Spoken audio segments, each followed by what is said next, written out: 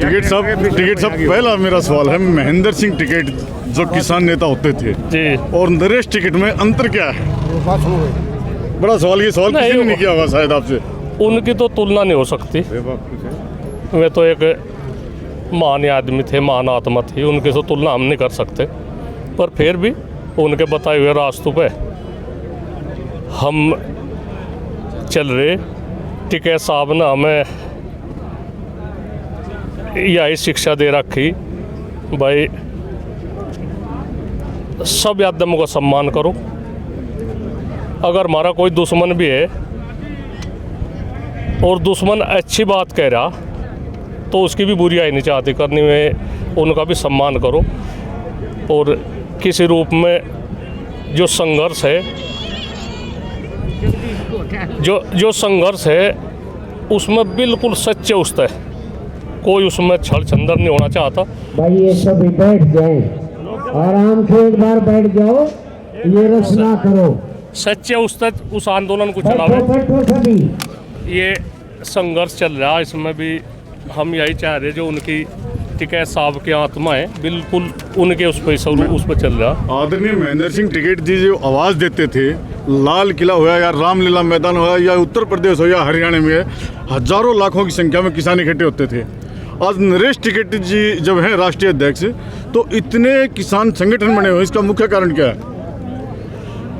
चलो कहीं ना कहीं घर है, उसमें थोड़ा घना फर्क तो आ ही जा, तो कोई ऐसी बात नहीं, सबके साथ हमारी बातचीत होती रहे। हमारी मंजिल तो एक ही है, सब इसी संगठन तक बने हुए।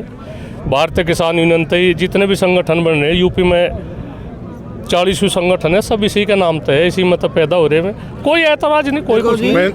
महेंद्र सिंह टिकैत जी आवाज़ देते थे या कोई आंदोलन करते तो सरकार झुक के आती थी उनके पास, और आज आपने 56 दिन हो गए हैं जो दिल्ली के तीनों तरफ से, आप चारों तरफ से बैठे हुए हैं, इसमें अंतर क्या है? मेरा सवाल ही टिकैत साहब पे और आप पे है।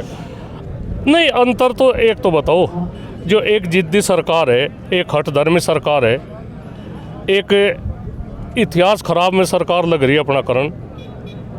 हमने तो कोई अनुशासन में कोई वानी करी, हमारे पास आरोप भी लग रहे, हम उसे भी झेल रहे। और बात तो सरकार के मानने की है, नहीं मानती तो हम क्या करें? तो ये कब तक आंदोलन? नहीं, कब तक तो ये तो इसमें तो आर पार होगी, इसमें कोई बात नहीं, कुछ नहीं, हम पीछे नहीं हटने के, चाहे कुछ भी बात हो जाओ। अच्छा, इसमें टिकैत साहब एक और कई ऐसे लग रहे हैं जो सत्ता जो बीजेपी के हैं, कांग्रेस के भी हैं, विधायक हैं, मेंबर पार्लियामेंट हैं, हरियाणा में देख रहे हैं कि कुछ नेता एमएलए के घर पर जा रहे हैं उनको त्याग पत्र देने के लिए। अब भैया आप त्याग पत्र दो, ऐसे किसी सांसद से भी आपने त्याग पत्र मांगा है? अभी किसानों के साथ आओ, किसी विधायक से ही मांगा या मांगोगे? नहीं, हमारी या तो मांग नहीं, सरकार में अपना चलाओ जाओ, हम तो उनका कोई विरोध नहीं करते, मैं भी अपने ही है।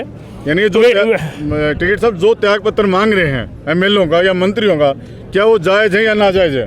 बड़ा सीधा सवाल है। नहीं, उस बारे में तो हमने विचार नहीं करा जी। हाँ, एक तो बताओ, सत्ता को राजनीति को छोड़ तो उसमें तो बड़ा जोर पड़ेगा। जो विधायक है, सांसद है, तो उन्हें क्यों ऐसा वो करेंगे? जी।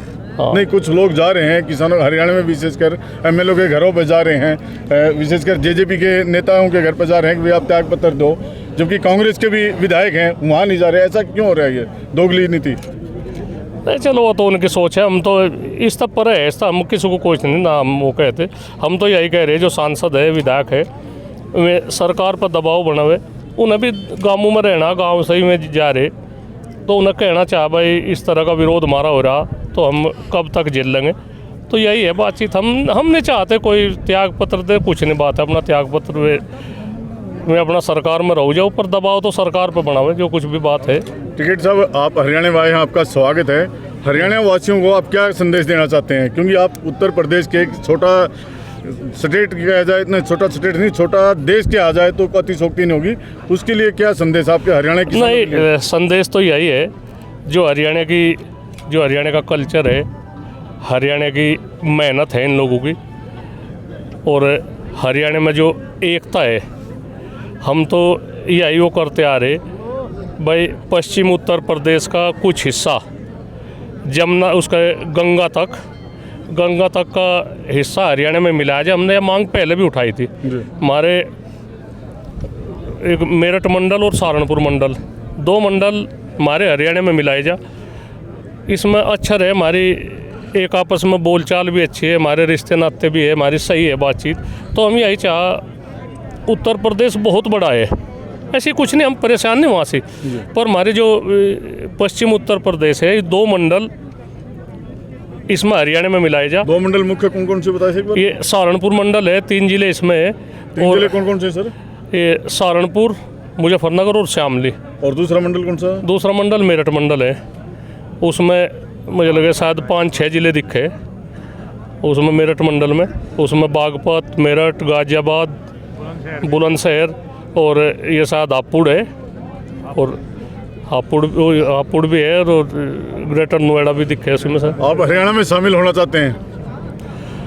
नहीं, हम तो एक सहूलियत के मारू चाह रहे हमारे पास। मैं ये नहीं कह रहा कि आप, मैं सहूलियत के लिए ही कह रहा हूँ, मैं ये नहीं कह रहा आप उत्तर प्रदेश छोड़ रहे हैं, लेकिन सुविधाओं के लिए आप हरियाणा में शामिल नहीं, हम ये चाह रहे बात, वहाँ से हमें इतनी सुविधा नहीं मिल पा रही जितनी यहाँ से हरियाणा में है। यहाँ से यहाँ एक तो बात यह है, जो गन्ने की वहाँ लड़ाई है, हमारे वहाँ से गन्ने की राजनीति बहुत है। हमारे 2 मंडलों में 33-34 मिल है शुगर फैक्ट्री, और हमारा 90% 95% गन्ने की खेती हम कर रहे हैं, और वहाँ हमें गन्ने का रेट सही नहीं मिल रहा। हरियाणा में शायद 350 रुपये का, 360 रुपये का रेट है, हमारे वहाँ से 325 रुपये का है, और 1 साल का हमारा पेमेंट रुक रहा वहाँ।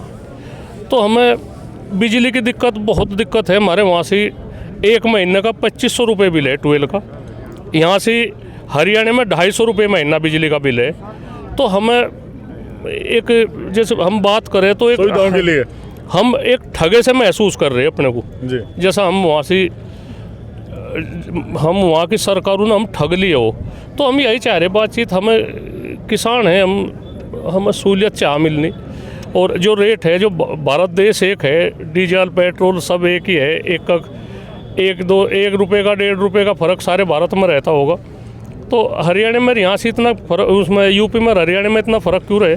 टिकट सब इसके लिए कोई आंदोलन किसी सरकार से, आपने हरियाणा सरकार से, केंद्र सरकार से या यूपी सरकार से बातचीत की? नहीं, एक बार को हमारी प्रधानमंत्री जी से बात हुई थी, तो हमने रखी थी वहाँ बात, रखा था। हाँ, तो उन्होंने कोई गौर से नहीं करी, माँ बाप जान तो नहीं कुछ ऐसी बात। दोबारा फिर आप उठा सकते हैं? नहीं, दोबारा तो ये है, ये मामला चल रहा है, अभी तो बातचीत ही नहीं होने की।